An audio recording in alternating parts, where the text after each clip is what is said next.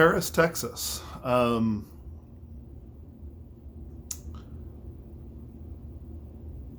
There might be some spoilers here. I'm going to try to keep them very vague, as vague as I possibly can. This was, I gave this movie 4 out of 5 stars. I'm going to tell you that from the get go. In the entire movie, I thought I was watching a 5 star movie, which for me means you're something I'm going to watch a lot until I got to the end. Now, I want to explain my views on the ending of stories a little bit. Not saying you have to agree with this. We all have maybe things that we feel about certain things. It's just my personal opinion. But when it comes to endings, I feel like it's wise not to be too strict about your expectations. I think good stories are really hard to end well. And I've gotten to the point in my life where I would rather a movie end with some vagueness, maybe even a lot of vagueness, in some cases, rather than definitive answers. Much of that depends on exactly what kind of movie I'm watching. If the movie's asking really big, deep questions about the characters, I might be more interested in having an ending that leaves some of those questions open for me to answer or to speculate about. If we're talking about a definitive drive to a conclusion, that some stories are like that, I probably just want a conclusion. Just depends. But if I don't get those things, I typically won't knock a movie at all. My all-time favorite movie's ending's not very good. It's okay. It's not terrible. But in a way, it's perfect because it leaves some things wide open and some things are very shut.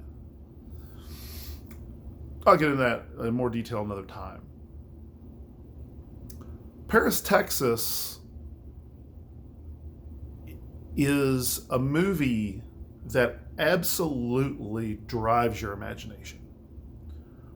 I mean, from the very beginning, it never asks you, it never forces you to ask, where's this going? You don't do that. I mean, you kind of assume that it's going somewhere because it's clearly signaling you a direction. But it's all these things are happening that's making you say to yourself, well, it could be this and it could be that. It could be this or it could be that. And if you got to the end of the movie, I remember I paused it going into the final act and thought to myself, man, if I don't get answers of some kind, I'm going to be upset. Because it had really just captured me. This movie had my full attention. I probably have not been that engaged with the movie in years. I mean, really. And this retrospective, I've been engaged by a few films, but not like this. Not a movie that just made my imagination just go wild. So let me give you a little bit of explanation so you kind of understand where I'm coming from here. The movie begins with Harry Dean Stanton, who now, after seeing this, he's always been a decent actor in my mind, but in this, he was on another level.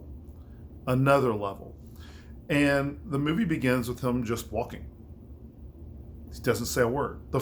Entire first act, almost, he doesn't say anything. And Dean Stockwell plays his brother, who's called, he lives in Los Angeles, and he says, we found your brother, and he's on the Texas border. And you're like, he's come from Mexico. And you're going, Dean Stockwell's talking to his wife, and he says, they found him. And she says, really? And she says, what are we going to tell him? And he says, we're going to tell him the truth. So already you're going, oh man, I think I know where this is going. You're thinking she was maybe his ex-wife or girlfriend, fiance maybe, and then he disappeared and now his brother's with her, which is, compelling. So he goes down and Harry Dean Stanton's character just doesn't talk. Now, the opening scenes of this movie is directorial brilliance. The pacing is very slow, but it's never boring. What I mean by slow pacing in this case, sometimes pacing being slow can be an editorial decision, and other times it can be, and it's probably always editorial to some degree or another, but sometimes it can be how long something is focused on in order to arrive at some form of understanding. So maybe a character's face or an event plays out. An example from Paris, Texas is where Stanton's character has left the brother behind by just walking, and he appears to be following these power lines. And he's walking for a pretty long time, and then all of a sudden you see a car coming from behind him, and the camera's just static. And it's his brother, and he's caught up with him. And he won't talk. Now, the brilliance of this, the reason why I say it was so brilliant is, one, all this is telling you a story, which I won't go into, but the slowness is there. The camera's focused for long periods of time, but not to do what some people do, some directors do, which is just to show you the environment or make you feel like you're in Texas or something like that. No, things are happening. You're questioning what's going on the entire time. And the camera lingers for a really long time for a very specific reason, because throughout the entirety of this movie, all of the actors will act with their faces. With one exception, which I'll get to, they act with their faces, and they do it brilliantly. There are times Harry Dean Stanton's character, you're burning with curiosity as to, we'll use the word pathos, the pathos that he's showing, in his face. And you're just going, what happened to this guy? What secrets does this family have? Because then you get the impression that maybe his brother's wife and him actually had an affair.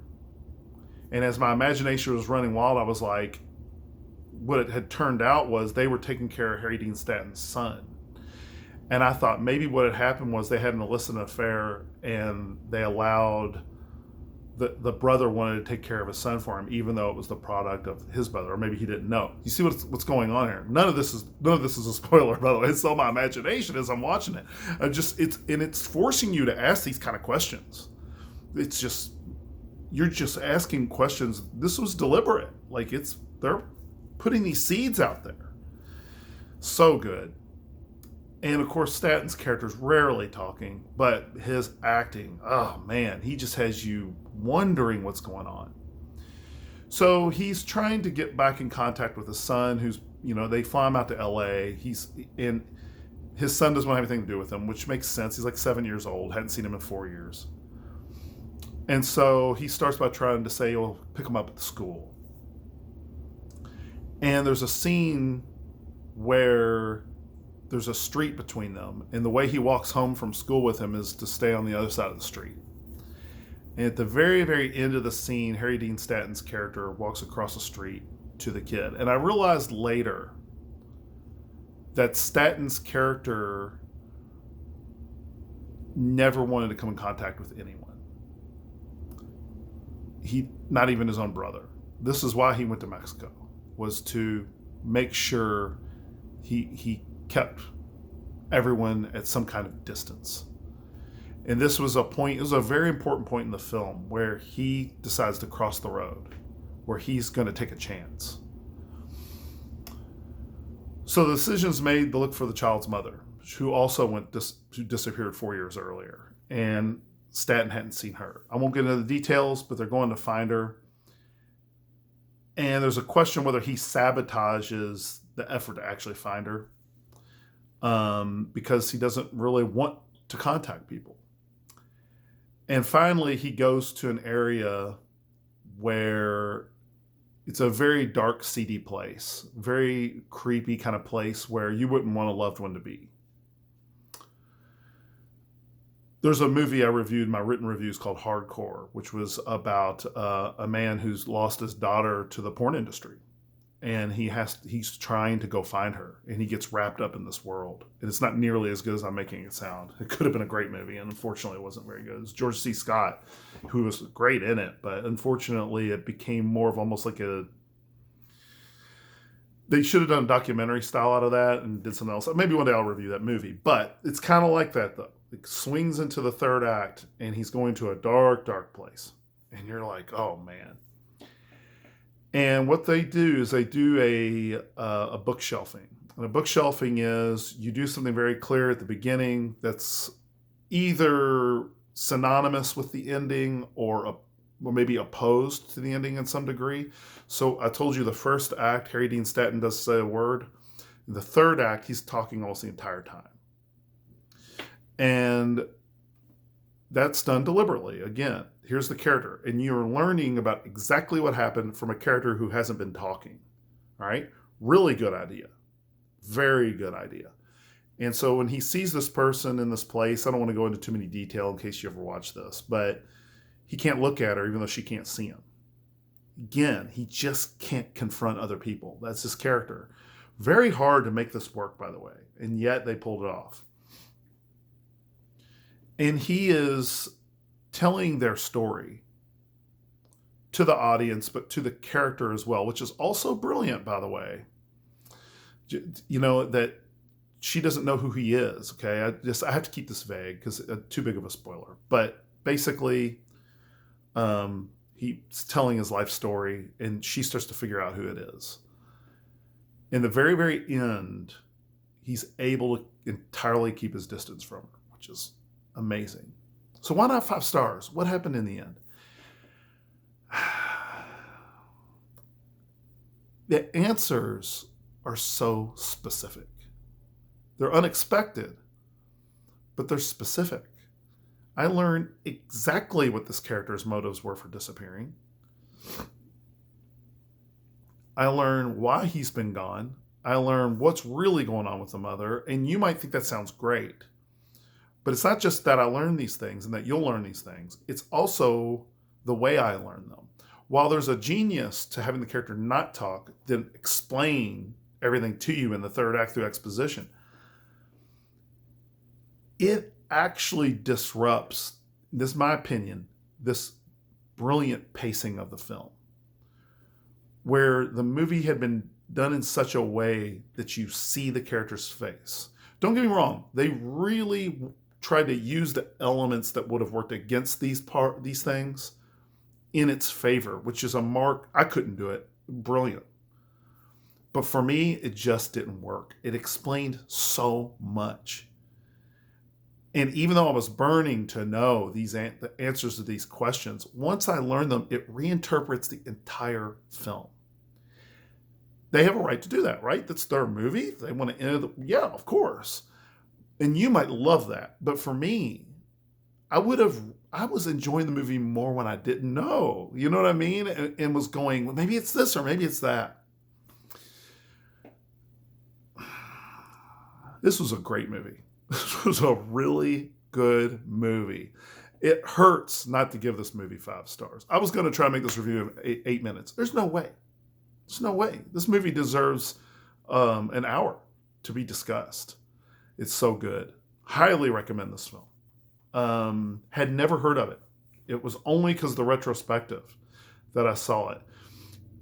I'll say this. If you like action movies, this is not going to be your gig. If you like movies that just plainly telling you a story, nothing wrong with that.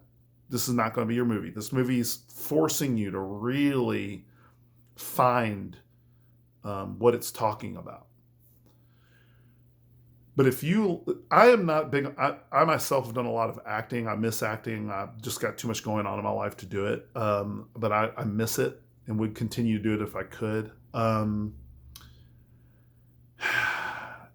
But ironically, acting, I can suspend disbelief. Bad actors don't bother me. Great actors usually don't affect me. This movie is just superb is the only word to describe the acting. It moves the whole movie. And if you like really good acting, this might be the best acting I've ever seen in a movie since Elephant Man. I mean, it is incredible. And that's quite a statement from someone who doesn't really care about acting. You just be there, for me, as far as I'm concerned. That sounds weird, but I'm kind of that way. Maybe I just give actors a pass, and there's different ways to interpret things as an actor, but in this case, it's just so good. So good. Can't recommend Paris, Texas enough.